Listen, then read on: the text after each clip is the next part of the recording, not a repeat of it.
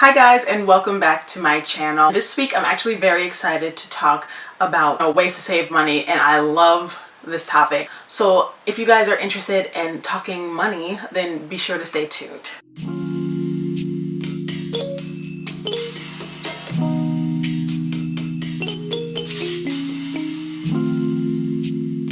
So today we're going to be talking about 7 embarrassing money decisions that I am personally proud to make. Honestly, it's just in terms of being frugal versus, just willy-nilly spending your money.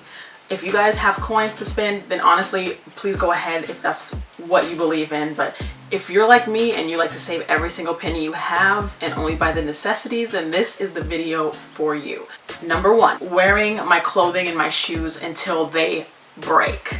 And honestly, I know that sounds a little dramatic, but it's kind of true. I only have the essential shoes that I need. Formal wear, rain boots, snow boots, running shoes, casual shoes. If I don't fit them anymore, or they get water damaged, moldy, or they rip, then I'll buy new ones. And this honestly allows me to save more money in the long run, not chasing the fads and making sure that I have the newest shoe or clothing item. The next thing that I'm very proud of that I do is shopping secondhand. Now this could be in terms of cars, this can be in terms of clothing, and even furniture and kitchenware, just because you get it at a great quality for so much cheaper. If you can style a certain clothing item to make it look high-end, then what's the point in spending all the money when you got away with that for so much cheaper? A perfect example of shopping secondhand and how it benefited me was when I moved into my first place. I got all of my kitchenware secondhand, and basically everything for my place was secondhand. I got my dad's old reclining chair for free. He gave me one of his old mattresses that was just fine for free. And then I got my kitchenware from the Salvation Army. It totaled 20 bucks for plates, forks, knives, spoons, cups, and water bottles. All of that was just 20 bucks. And honestly, furnishing your home could cost thousands of dollars. As I learned when I moved into this apartment, it's not cheap. Buying secondhand wherever you can is definitely a must for people like you and me. The third thing is very uncomfortable, but it helps in the long run, and that's separate checks for brunch or outings with your friends. Now, it's so awkward to have to ask people if you could have a separate check. I mean, it doesn't really require everyone to have separate checks. It's just that there are times where I want to go out, but I want to control the amount that I spend. And so when I need to control the amount that I spend, whether it's to save up for a car or to pay off a loan, or maybe I want to go on vacation, I ask my friends when we're going out if we could have separate checks. And for the most part, if your friends are, hopefully your friends are very understanding people, and they'll be like, yeah, it's no problem. Why does it matter? And the only reason why I do endorse having separate checks when you go out with friends is that, there'll be times where, your friends are eating or, they're drinking, and alcohol is very pricey. I don't drink, so I technically can get away with spending $10 to $15 at brunch alone. But say you have a drink, a mimosa or so with your brunch, that could charge you up $6 to $10 per drink.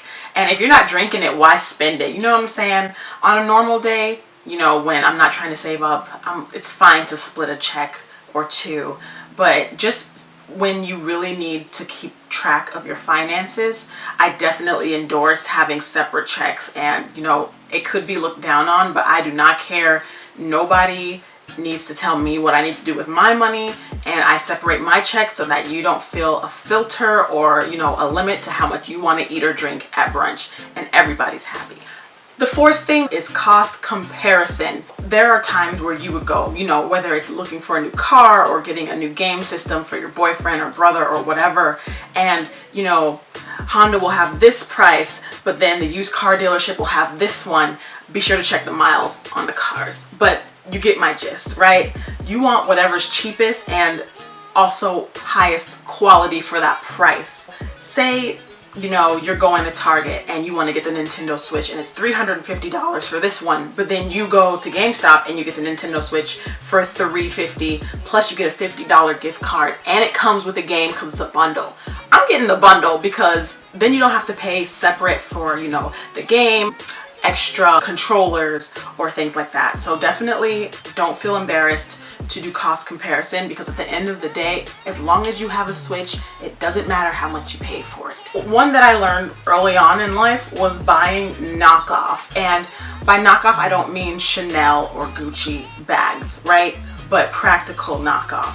Have you guys ever seen Canada Goose jackets? Do you know how much those cost? I walked into Nordstrom and looked at a women's Canada Goose jacket and it was $850. That's how much I throw at my high interest loan. I'm not paying that for no coat.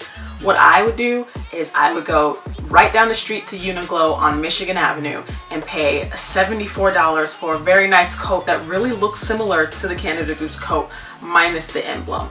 Just as warm and just as fashionable. Number 6 is one of my favorites as well, and that's DIY instead of buy, within reason. So say you have a plumbing issue. I wouldn't DIY that unless you had some serious technical skills, right? But say maybe you broke your blinds and you know, you could have someone come in and fix it and then be charged, or you can just go to Home Depot and pay $5.99 for new blinds and just stick some new ones up there, right? The same goes for things like vegetables and food. Did you guys know that you could regrow food for free in your house? There's a video on that to come, but a lot of people, you know, spend a lot of money on produce, fresh produce, in-season produce at places like Whole Foods, Mariano's, and Jewel Osco. But like, you don't need to buy lettuce. You don't need to buy green onions. You can literally regrow them with water and mason jars. And that aspect to me just blows my mind. So definitely DIYing things is the way to go if you're strapped for cash. And the last thing that I'm very proud to do that might be seen as embarrassing to others is eating beans and rice. Everybody knows that there are some staple foods that you can get away with eating and you can turn into gourmet Michelin star chef meals on a budget. You could buy a 8-pound bag of rice for about 20 bucks and that lasts me months and it can feed me and Patrick very well. It's filling, it's nutritious, and it's not breaking the bank, as well as beans. As Dave Ramsey always says, beans and rice, rice and beans. If you want it to taste different, put the beans on the bottom. Honestly, I'm not endorsing eating beans and rice every day. I don't eat beans and rice every day, but if you're ever strapped for cash, it's great to have that one meal that you can rely on to get you through the week without having to spend extra money because you're hungry on snacks or drinks or, you know, candy, things like that. So beans and rice, rice and beans. If you want it to taste better, put the beans on the bottom. So those were the 7 things, the 7 embarrassing money decisions that I very proudly make in my everyday life. And I just feel like this was a fun video to make. And let me know if you guys have any other tips of, you know, embarrassing money decisions that you make that helps benefit your budget down below, because I will definitely steal those tips and use them in my life as well. Thank you guys so much for watching, and if you want more of me, be sure to check out my Pinterest because our community is growing every day. It's blossoming into something beautiful, and soon I will launch my blog on Pinterest, so you'll be able to find that there as well. And yeah, leave any comments that you have in the section below, and I will see you guys in the next video. And I met you